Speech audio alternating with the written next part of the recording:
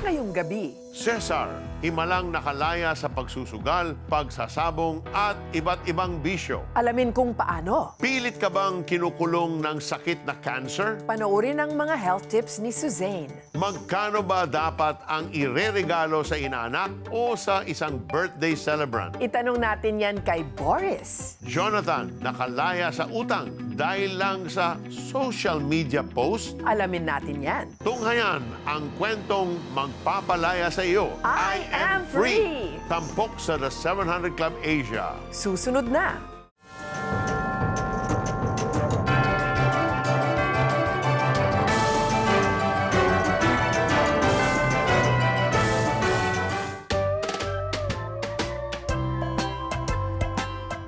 Si Cesar ay namulat sa pagsasabong dahil sa impluensya ng ama at tiyuhin nito.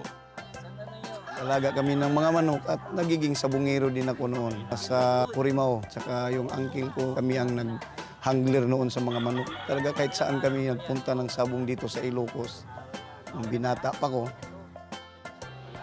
Habang tuloy-tuloy ang kanyang pagkapanalo sa sabong, si Cesar ay unti-unting nalulong sa iba't ibang bisyo. Nagsusugal din ng ibang sugal, manalo kami sa sabong. Ibisyo din namin ang aming panalo. O doon ako masaya. Pag nakahawak ako ng manok, pag nakakita ko, pag naglaban na, at kahit matalo, at lalo na din manalo.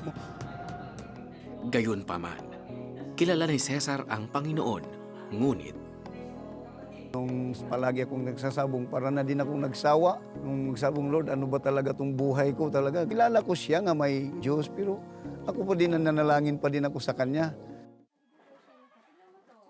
hanggang sa makapag-asawa, dala-dala pa rin ni Cesar ang kanyang mga bisyo.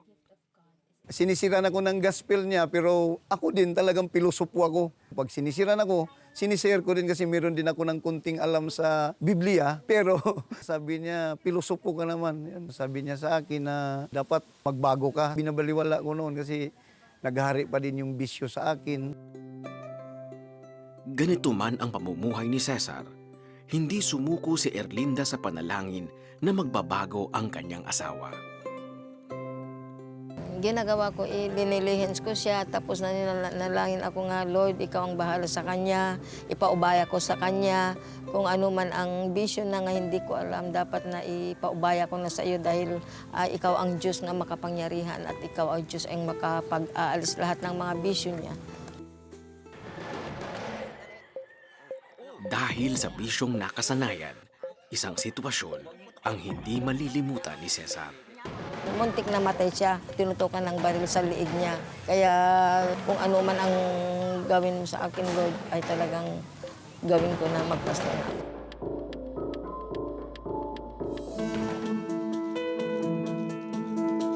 Ang pangyayaring yon ang nagtulak kay Cesar na magbago. Sumama siya sa simbahan na dinadaluhan ni Erlinda. Doon niya napagtanto ang tunay na kahulugan ng kanyang buhay. Nung sinuko ko talagang buhay ko, kahit walang pira, hindi sa pira, hindi pa lang sa bisyo, kung hindi sa Panginoon lang pala, kung doon ko na ang kagalakan at yung kasayahan sa buhay ko.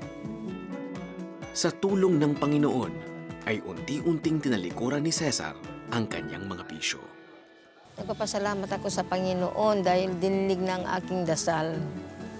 Nagbago ako at nagiging pastor pa ako. Kasi yan palang panalangin niya sa akin. Sabi ko, Lord, ikaw talagang Diyos nga walang imposible.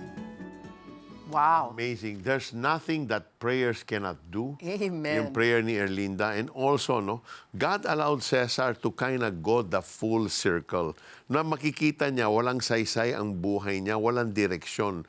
Di ba, ganun na lang ba yung buhay? So, that emptiness got to him also. Oo nga. Oo. May journey talaga si Cesar. At ang journey niya ay nag-ending ng maayos dahil sa mga dasal ng kanyang may bahay na si Erlinda. If you were touched by that story and you feel like isa kang bilanggo sa lahat ng kasalanan mo, maybe because of your bad choices or maybe because you are in a bad situation, maybe that's you right now. Well, my friend, you know, prayer To the King of Kings, the Lord of Lords, the one who defeated evil. His name is Jesus Christ. When you pray to Him for strength, miracles happen. Your life will change. So kung kayo po ay, yan ang inaasam-asam ninyo, isang buhay na, a life free from sin, just bow your head right now and trust with your heart that the Lord is going to hear this prayer. Let's pray together. Lord Jesus Christ, kailangan kita sa buhay ko. Patawarin mo ako. I have lived my life so far away from you. I don't even consider you. Gumagawa ako ng mga desisyon sa buhay ko sa sarili kong knowledge, sa sarili kong kakayahan. And I have not stopped to consider you. But today, I am asking for freedom.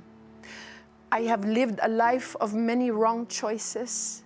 I am in a very bad situation ngayon, Lord Jesus, and I need you. At inilalagay ko ang aking buong pananampalataya sa sakripisyo na ginawa mo sa krus. I put my faith in what you did on that cross. From this day on, you are my Lord, you are my Savior, and I know you will give me the strength, the wisdom, the power, whatever it is I will need to live a life that is changed and that is pleasing to you. I offer you my life today, Lord Jesus, for what it's worth. Please accept me. I want to be a part of your kingdom. I want to tell you today that I turn my back from sin and that I choose to love you, Lord Jesus. Amen and amen. Amen. Thank you, Lord.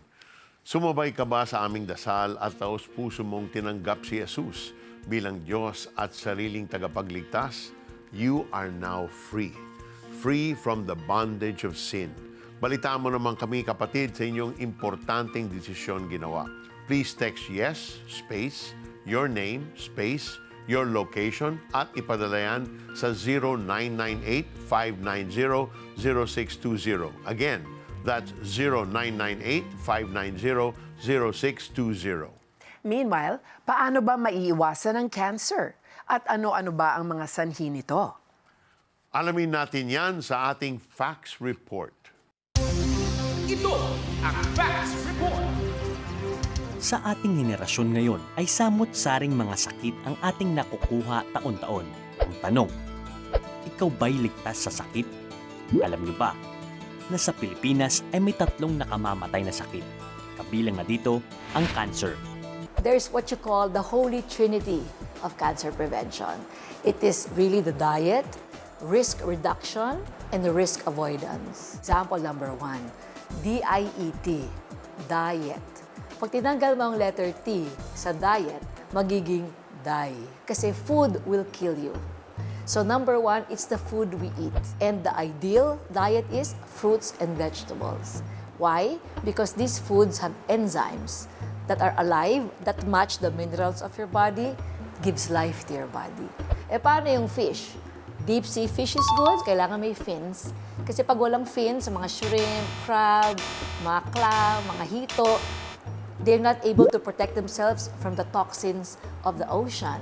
Ang tawag nga sa kanila, cockroach of the ocean. Pag kinain mo yon, you're going to have also the same toxins from the animal. You have to choose your food and avoid the food that will kill you, which is processed food.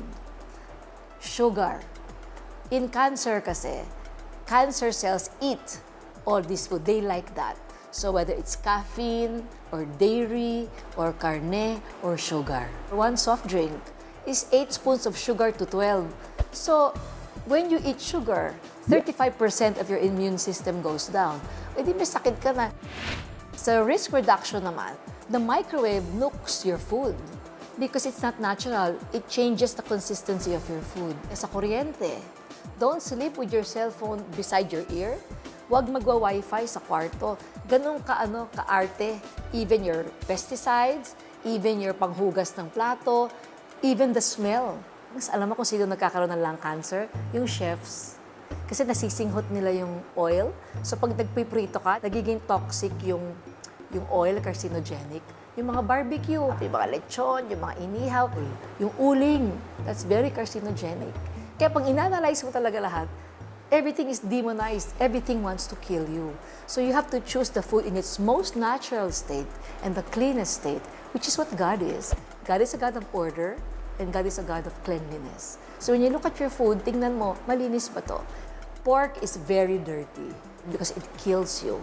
It's high cholesterol, and they eat the worms, they eat everything. So you also eat the worms that they eat. Yung ini-injection sa hayop, sa karne, red meat, sa chicken ka, ini-injection sa wings, papatayin ka doon yung hormones na ini-injection. Alam niyo ba, Cancer is caused by deep-seated resentment that were never shared. Hindi mo na kwento, hindi ka nakapag-confess, hindi ka humingi ng tawad sa Panginoon, hindi ka nakapag-sorry sa may atraso ka, or if you were abused, misused, overused growing up, bit-bit mo sa puso mo yun wala kang pwede pagsabihan. So your body remembers. It lives in your cells. It acidifies your body. So you can chemo all you want, you can eat all you want, but if your heart is not right with the Lord, you will not be able to experience the fullness of life. Stopping cancer at the source is prevent. Clean life and also a right relationship with God is very important. Because when you choose holiness, even in your spirit, soul, and body, it will be closest to life. The devil comes to steal, kill, and destroy, even your health. But God gives us life and life abundantly. So anything that gives us life, let's eat that. Anything that will kill you, don't eat that. And also it says in Romans 12:1 and 2, the renewing of your mind. So we have to renew the mind. What is right, what is wrong, what is good, what is the best for us. Yan ang Facts Report. Wow, Yan, tama dami si kong Susan. Ang natutunan. dami niyang tips. No? Totoo Oo. yun. Healthy living, eat the right kind of food, sleep well, make sure your immune system is strong enough. There are things that you need to do to keep yourself fit. Pero di ba, Peter, you are yourself a cancer warrior. Anong ginawa mo? Paano ka gumaling? What are your tips para maiwasan natin ang cancer? When they saw my cancer, it was a solid mass in my right kidney. So they had to remove my whole right kidney. Talagang nephrectomy on the right kidney. So what I did from that moment on, I followed the doctor. The doctor says, you want to eat meat? Don't deprive yourself. You can eat meat once, twice a month. That's fine. But avoid sweets, avoid this, because those are all, they feed on, cancer feeds Oo on them. nga. So mga ganun, I try to avoid. I'm not saying I'm zero at it, but I'm conscious of the things that I can eat and I cannot eat. Pero ang nagustuhan ko sa sinabi ni Suzanne is, it's not just the diet or the exercise, it's also your relationship Oh, yeah. with God Oh. and the healing from the bitterness. Alam mo, I said, before they discovered my cancer, I said to Christine, I just made one statement. Sabi niya, I want to deepen my prayer life. Then when I found out I had cancer, I said to the Lord, Lord, not that deep. No, pero totoo yan. I mean, I can laugh now, but at that time, that was my desire. And because of that, my prayer life really was so deep. Like day and night, night and day, I sought the Lord. Amen and amen. But you know, when you pray to God, when He deals with that fear, when there's no more fear, there's nothing to worry about. When you know where you're going, there's nothing to worry hindi about. ka naman takot. Yeah, tama. If you know that you are okay with the Lord. Yeah, tama. Well, praise God for healing you Yes, and thank for you, Lord. healing a lot of our viewers. Samantala, sa ating pagbabalik, panoorin kung paano nabayaran ni Jonathan ang kanyang utang gamit ang social media. Plus, alamin kung magkano ba dapat ang ireregalo sa inaanak o sa isang birthday celebrant. That's up next, so stay with us.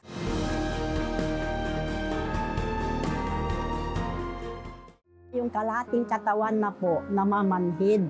Pancho suffered a stroke in 2021, which left his body half paralyzed. Pinupunasan ko siya ng tubig na mainit, na may asin, para lang maalis ko sana yung manhid na. Ay, kaso po, sir, bumabalik rin. Wala rin kayong pagkitaan. Wala na kayong pambili ng gamot. Hindi namin kaya rin pumunta ng Kainumayan kung walang pera, ganyan, pamasahe sa tricycle. Mabuti na lang nagkaroon ng Medical Brigade ang Operation Blessing sa kanilang lugar. Salamat po ko dumating itong Operation Blessing nga nagpa-check up siya ulit. Mayroon siyang gamot ngayon na iinumin niya mamayang gabi. Maraming salamat po sa Operation Blessing. May I challenge you today to be a CBN Asia partner so you can be a part of what God is doing for all our kababayans in need.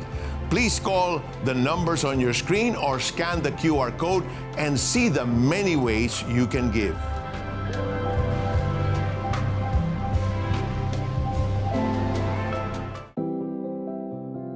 Feeling mo ba wala nang magmamahal sa'yo dahil sa nakaraan mo? Hi everyone, my name is Luke Conde and I'm inviting you all to watch CBN Asia's Holy Week Special Tugon.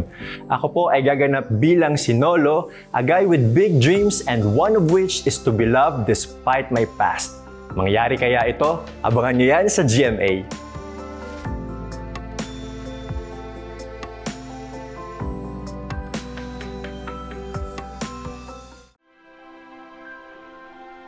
Ito ang sinabi ni Lord na makapangyarihan sa lahat.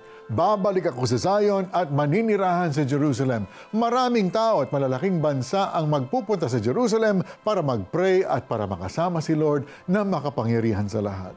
Yes, Lord, kasama na sana ang Russia, China, ang mga Palestino at ang buong Middle East. Jesus, patawarin niyo po at baguhin ang mga nagpe-persecute at gumigyera sa mga Hudyo at Israel. Teach them, Lord, to love the nation and the people you love. Remove, Lord, their blindness and hatred and fill their hearts with your peace. Para sama-sama namin kayong sambahin sa Jerusalem, the city of peace. Amen.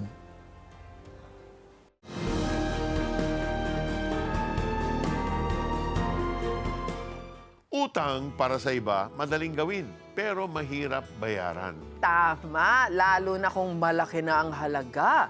Ganyan ang naranasan ni Jonathan. Pero bakit ba siya nagkautang? At paano niya ito mababayaran? Panoorin natin ang kanyang buong kwento. Sa paniniwala ng kanyang mga magulang na biyaya o first fruit si Jonathan, ay pinaalaga siya sa kanyang lolo at lola. Tinuruan po ako ng magagandang asal at the same time tinuruan po ako na mapalapit sa Diyos, paano manalangin. Nakaramdam lang konting kalungkutan lang kasi naghahangad din naman ng pagmamahal ng isang ama at ina. Pero paglipas din po ng mga panahon na yun, natanggal din naman yung pakiramdam ko at katanungan sa aking isipan. Masipag niyang tinaguyod ang kanyang pag-aaral at pinangarap niyang maging seaman. Ngunit dahil sa kahirapang dinaranas ng pamilya, nagdesisyon ang lolo at lola ni Jonathan na tumigil siya sa pag-aaral sa kolehiyo. Bagkus, pinag-aral siya ng libre sa Bible School at maging youth pastor. Nakatulong po ito sa akin para mas makilala ko ang Panginoong Hesus at para mas magtiwala pa ako sa Kanya. Naging masaya po ang pagiging youth pastor dahil mas na lamang ko kung ano yung nais ng Panginoon sa mga buhay ng bawat isa sa amin. Gayunpaman, hinangad ni Jonathan na magtrabaho bilang warehouse clerk upang tumulong sa pamilya at tuluyang iniwan ang pagiging youth pastor. Sa pagkakataong ito, mas lalong humirap ang kanyang buhay. Akala ko, aking matatamasa ang kagalakan at kaligayaan na inahangad ng aking puso. Pero kabaliktaran pala. Napuno ako at nagkaroon ako ng malaking utang. Nasa 40,000 ang utang ko at for the first time na magkaroon ako ng ganong kalaking utang. Nagdulot lalo ito ng kabigatan sa kanyang puso. Doon na nagumpisa na magrebelde ako sa mga magulang ko at sa aking lolo at lola. At simula noon, ayaw ko na pong sagutin ang kanila pong mga tawag. Sinisi ko din ang Panginoon, bakit ganito nangyayari? Bakit niya ako pinaparusahan ng ganon? Isang kasamahan sa trabaho ang nag-imbita sa isang Kristiyanong gawain.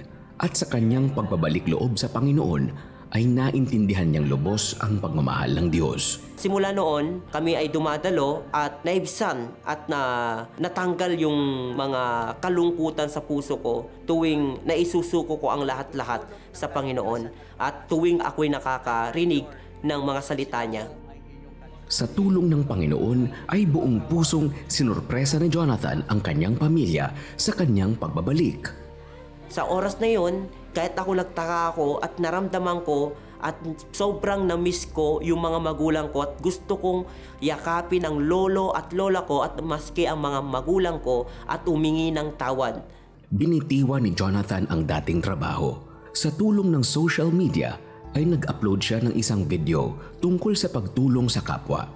Nag-viral ang video hanggang sa kumita ito ng pera na kanyang ginamit upang bayaran ng buo ang kanyang utang.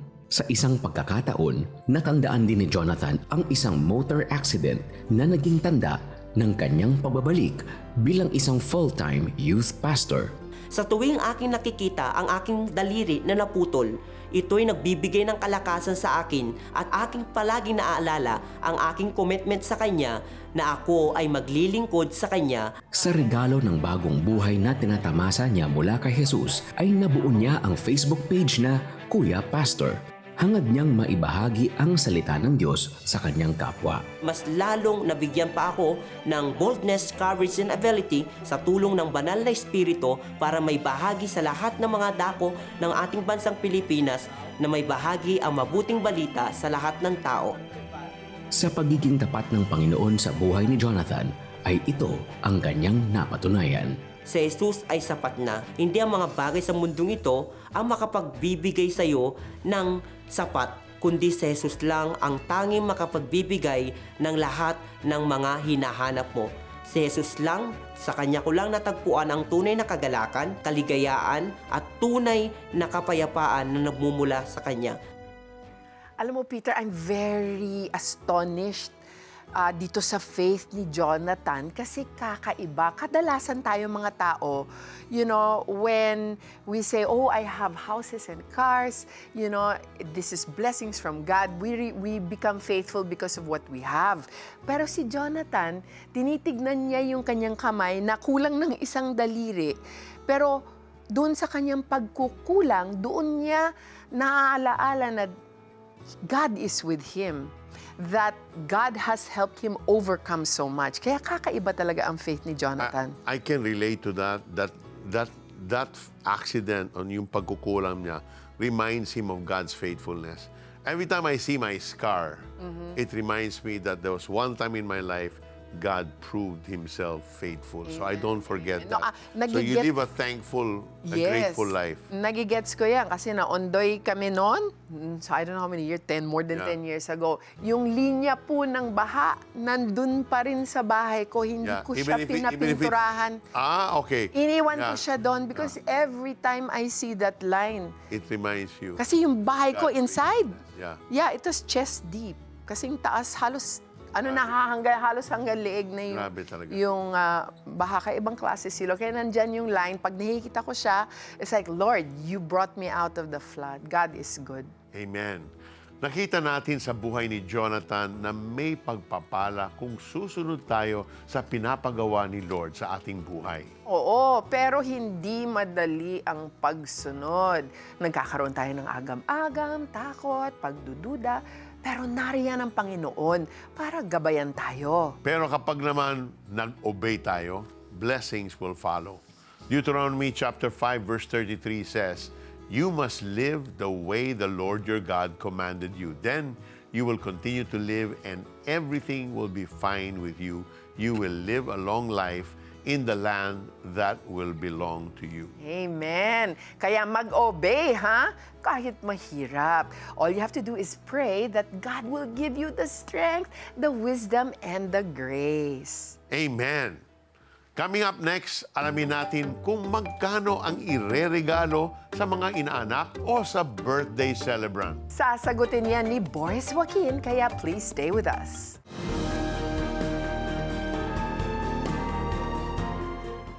Developing the habit of generosity is easier with GCash scheduled transfers. On your GCash app, tap Transfer. On the bank transfer page, tap Add Account. Select BDO. Create a nickname. Enter the account name, CBN Asia Incorporated. The account number 003000055 260. and your email address. At the bottom of the screen, tap Add New Schedule. Choose to donate weekly or monthly. Select your preferred date. Input the amount of your donation. Tap Next. Review details, then tap Confirm. Good will come to those who are generous. Become a CBN Asia partner today. Ang word ni Lord ay isang tanglaw. Ilaw kapag madilim, para di ka maligaw. The best kung babasahin mo araw-araw. Ito ang Tanglaw, a devotional app where you can read and listen to God's Word anytime and anywhere. Madaming lessons and memes na madaling i-share. Made for you by friends who care. Get the Tanglaw app.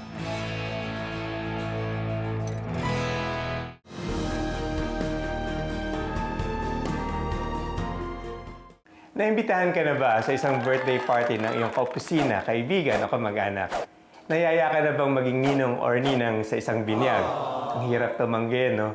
Minsan, kailangan lang natin talaga sukatin ano bang halaga o ano bang relasyon meron tayo doon sa mga magulang o sa bata. Huwag natin tanggihan kung mahalaga naman ang ating pagkakaibigan o relasyon sa kanila. Ngunit ito ang tanong ng karamihan. Magkano ba ang halaga ng dapat ibigay natin sa regalo para sa nagbe-birthday na bata? Or sa batang bibinyagan kung saan ikaw ay naging ninong o ninang. Again, wala naman talagang presyo na nakatakda, pero it's a social custom na yung halaga ng ating special gift ay naayon sa relasyon na meron tayo sa bata o sa mga magulang. Kung malapit tayo sa kanila o yung level ng closeness. Minsan may mga tao nagbibigay ng halagang 1,000 or 2,000 o minsan mas higit pa. Minsan kailangan natin pag-isipan para saan ba ang ating binibigay na regalo. Madali lang kasi bumili ng laruan sa department store. Pero minsan pag-isipan natin, ano ba ang naitutulong ito sa bata? Kasi kapag napili kang ninong or ninang ng isang bata, ibig sabihin, mahalaga ang papel mo sa buhay ng mga magulang. Titingala ka nila o titingnan ka nila bilang secondary parents. Kasi pag naging godparents ka or ninong at ninang, para ka na rin tumatayong pangalawang magulang. Sa panahon na may mangyari sa tunay na mga magulang, ikaw ang inaasahan na sumalo or tangkilikin ang mga pangangailangan ng bata. So ang role mo bilang ninong at ninang ay napakahalaga. So ang regalo mo rin ay magandang symbolic on what you want to give to the child. And sometimes, giving them a gift that's a toy is not as important as giving them, let's say, cash para sa kanilang educational plan. So pag-isipan natin mabuti kung ano yung regalo natin. At the end of the day, wala po sa halaga yan. Ang importante, we decide on what our heart is willing to give. Remember, God loves a cheerful giver. Thank you, Boris, for those practical tips. Sa buhay, maaaring hindi tayo nakulong sa bilangguan, pero nakulong naman tayo sa bisyo, Ng kasinungalingan ng karamdaman. o ng kasalanan. Pero good news, today, pwede kang lumaya, lumapit at tumawag tayo kay Jesus. He can set us free. Galatians chapter 5 verse 1 reminds us, we have freedom now because Christ made us free. So stand strong in that freedom. Don't go back into slavery again. Tapos, ang John 8:36 affirms us. So if the Son makes you free, you are really free. Kaya thank you, Jesus, because of you, I am free indeed. Amen! At dito nagtatapos ang ating maikling kwentuhan. Stories of hope, faith, and love. Tune in again tomorrow for another inspiring episode of the 700 Club Asia. God bless you more and more. Bye! Bilang isang anak, yung parang nagtatanong ka rin bakit nangyari sa buhay mo yun. Bakit sila naghiwalay? Naramdaman ko yung lahat ng bigat at ng sakit. There is a voice na nagsabi sa akin na, I'm just here. I'm your true father. There would be nights, sleepless night, walang peace. Sabi ko, Lord, my life is no longer mine but yours. And that completely changed everything.